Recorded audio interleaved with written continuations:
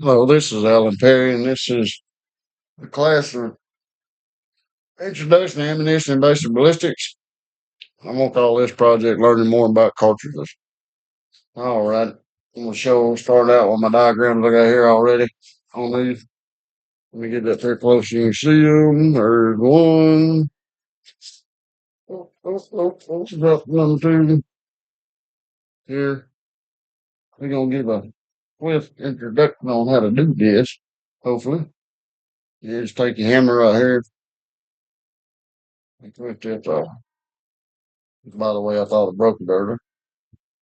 And then you pick the one I've got them on my slide right here. Pick this one right here. You'll turn this down. Get the bevel down. You can twist this back up on it. So far, make sure you get it.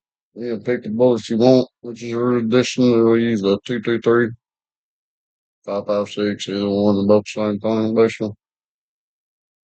You slide it in, click, let her down. Stay over here on hard service a few times. Or see, hear that piece there pop out of it. And just take it loose. If you had powder, you'd want some cut right here. You can dump it all into. You want to be real careful with it. Pour down. There you go. And there it's done. I'm gonna lay this over here to the side so I don't lose all that. Man, I've been using a micrometer. We get some measurements off of them, and you'll take this and you'll measure. Well, you bullet, which is a 223. This near was off of like 357 atomic, which is a little bit tough one to find at first. But I found it. That's 357, same as 7 millimeter, so on. That's how you go about that. If you wanted to, you can weigh them also. Which I didn't weigh them. But I guess I could just for a demonstration. Turn these on, make sure it's zeroed out. I get it zeroed out real fast. Zeroed out 1 gram. Lead for 223 itself is 55 grams. For the 3057 is a 125 gram. 7 millimeter is a 174.7 gram. And for the 9 millimeter is a 115 gram. All right, we got all that. Now we're going to take a little bit on the showing how to do this in the book. Get there, my bad. Got a hold on to this thing. Yeah, I had one printed out. It's a monster.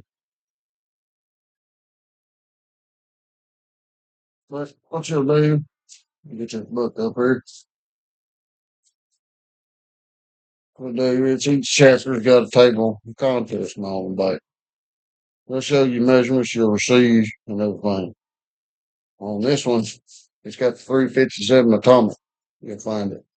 It is, let me hunt it back down one more time. It should be right over 357 atomic. Right there. Let's go across. And I gotta find it again. Let's go across right here. 357 bullet diameter. Neck down to 379. Follow it all down to the page number to where you're at on it. And on this one here, which is a little bit hard to look at, but let me set down. It was 458. That's one I'm on right here to look at 458. That's how you find them in the book. You'll have to go through each chapter because some of them are stirred up in here. But that's it. That's a pretty good sized book right there. Oh, here just a minute. So let's set that back down. And here are my notes, which I've got. Talk about a little bit of it. Is why I need researchers such as cultures of the world. You need it.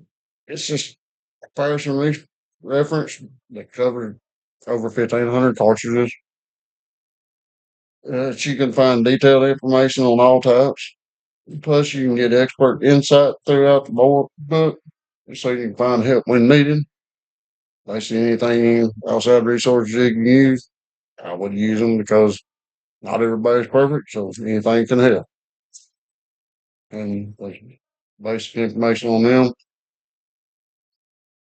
The 9mm bullet was introduced in 1902 with the Luger automatic pistol. It was adopted by the German Navy in 1904, and later by the German Army in 1908.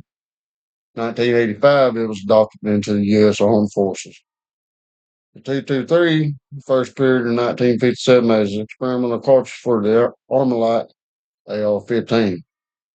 In 1964, it was effectively adopted by the U.S. Army as the 5.56 millimeter ball cartridge M193.